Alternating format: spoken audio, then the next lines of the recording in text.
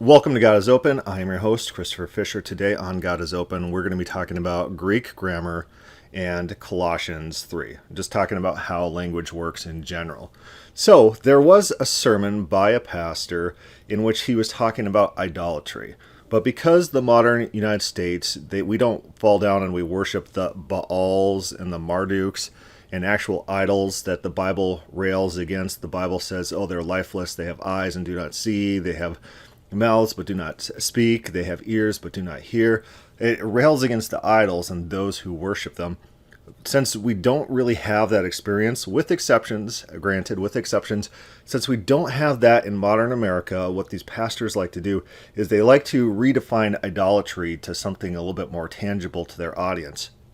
You and I, they'll say anything we prioritize above God. So let's say you play video games for 4 hours and you're only at church for 3 hours. Oh no, you got something that you've prioritized over God. Something along those lines. And so they'll say, oh, movies or power or money or women, those types of things can become idols. And in that sense, they teach us to avoid those things as we would an idol, and all those verses about idols are about those things. So while there might be general application along those lines, that's not what those original verses are about. Those verses are actually about God striving against other deities, other beings, other people to be worshipped rather than God, and God showing his jealous nature in striving for adherence against the false gods, these other beings who he strives against throughout the Bible. So I feel like it neuters the original context when you try to say it's about these other things. Oh, it's just about your priorities in your day-to-day life.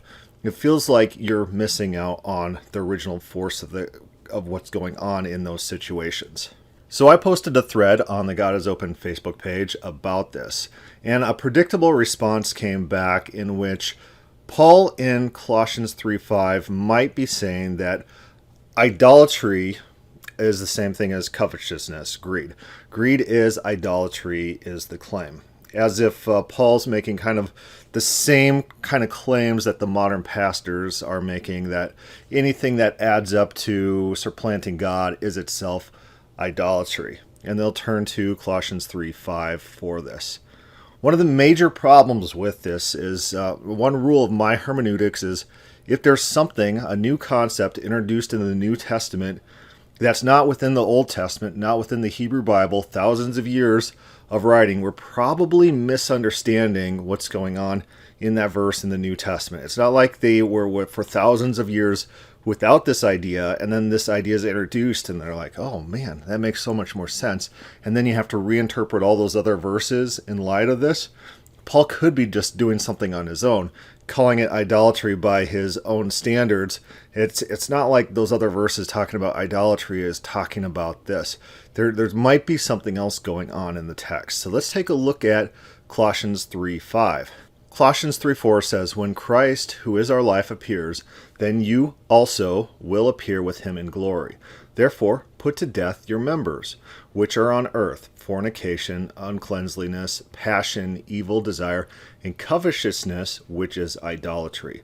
Now, if you look at the Greek grammar, which is idolatry modifies covetousness or greed.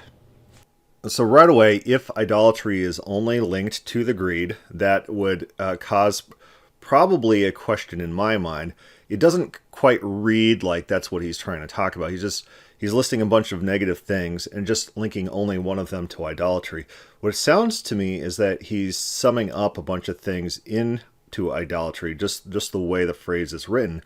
Therefore put to death your members which are on earth, fornication, uncleanliness, passion, evil desire, and covetousness, which is idolatry.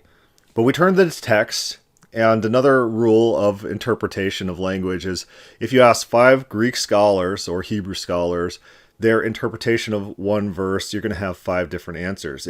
Whatever position you want to find, you'll find a Greek or Hebrew or language scholar making that point. So it's not like it's a definitive answer to any particular verse to point to a Greek scholar and say, this is how they interpret this and this is why. Because guess what? Language is flexible. It doesn't work on hard and fast rules. And there's a lot of leeway in how language is arranged to communicate concepts. So on Stack Exchange, this is what they write. As far as the grammar goes, the phrase which is idolatry is linked only to covetousness. Of particular note, the covetousness is introduced with a definite article, which Melech, for instance, notes is found in situations where modifying clauses further define the noun. It is often noted that this echoes the thought of Matthew 6:24 that one cannot serve both God and money. And so that is one claim. Let's read this comment here by Powell. Powell states this: although grammatically the phrase which is idolatry modifies only covetousness, covetousness reflects the motive behind all preceding vices. Paul instructs the believers to avoid the various sexual vices because they are manifestations of covetousness, a general and comprehensive vice that points to the refusal to submit to the lordship of Christ. Paul is not randomly imposing a new list of selected regulations. Rather, he is calling on the believers to reject their idolatrous past and worship the one Lord of all. So let's take a look at the verse again. He's saying because covetousness is linked to idolatry, and covetousness is a basis of a lot of those other sins, therefore the whole thing is being summed up by idolatry. You know, notice how that argument works. Even though it's linked directly to the covetousness, to the greed, all of them constitute idolatry because the same thought current penetrates all of them. So that is an argument, right? But let's search even farther. Remember how definitive they were that, greed or covetousness, that's what is being modified by the idolatry. Okay, how about this idea? Unlike modern English and Koine Greek, the general relative pronoun may be attracted in case and number not to its antecedent but to its predicate nominative. That is, in the passage of Colossians 3:5, the relative pronoun which is feminine singular not because greed is feminine singular, but because the predicate nominative idolatry is feminine singular. The reference of idolatry therefore captures all the sins mentioned in Colossians 3:5. Yeah, I think that's actually accurate. That's actually what's going on there. Even though people definitively say that the covetousness, the greed, is what he's identifying as idolatry, it makes more sense. And it fits what's going on here, and it's conceivable that all of these are being summed up under the title of idolatry. But what's Paul doing here? What's the context? What does it show that's happening within these pages? Let's scroll on and see what else is in context here. Paul uses this phrase, which is, he uses it not only about idolatry, which is idolatry, but further on he uses the phrase which is about perfection, which is interesting because that is preceded by a list of virtues rather than a list of vices.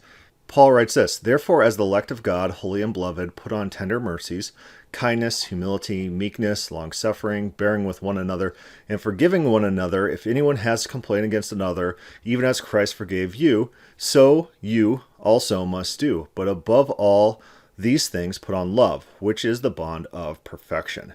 So what do I think is going on within Colossians 3? I don't think he's formally defining idolatry in the way that modern pastors are identifying idolatry. Whatever you value most, if it's money, if it's video games, that is an idol. I don't think that's what's happening whatsoever. I think Paul is saying, here's two worldviews. Here's two places you can be. You could be either against God, and against God is being summed up in idolatry. You're against God, you're a hater of God, you're a lover of this world, you're in the camp of the pagans, and all these vices apply. Or you love God, you're within God's steps, within God's perfection, and all these virtues apply to you. I think he's using it as a rhetorical device to sum up a mindset, a worldview, rather than formally defining idolatry. I don't think he's pulling up the Colossians aside and saying, these things are actual idolatry in addition to the actual idolatry that you're very familiar with. I think he's using it as a stand-in for non-believer, non-follower of God. And it's not as if he's making a formal equation about love in Colossians 3:14, which is the bond of perfection. He's saying all these things summed up make us followers of God, make us partakers in this perfection, make us righteous individuals, adherence to the gospel, adherence to Christ, Jesus, and followers of God. So very quickly, I don't think Colossians 3:5 is about redefining idolatry under the lines of modern pastors. I think he's describing a worldview, and the worldview is described as all those descriptors, all those sins, all of those things combined in his mind is a symbol or a stand-in for rejection of God, which he calls idolatry.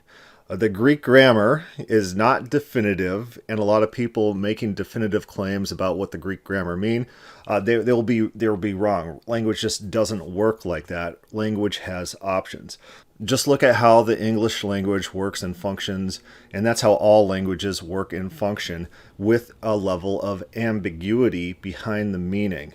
So turning to the exact Greek syntax is not going to solve our problems. We have to look at context and try to look at what's going on. And no, I don't think that just because the word idolatry is being used and the words which is, that it's a formal definition of idolatry rather than idiomatic or rhetorical use of a word. Those types of things are hard to identify unless you know the mindset of the person talking. But yeah, I don't think Paul is going against thousands of years of biblical writings about idolatry to redefine it to the Colossians specifically. I just don't think that's what's happening here. Anyways, questions or comments, put that down below or start a thread on the God is Open Facebook group. Thank you for listening.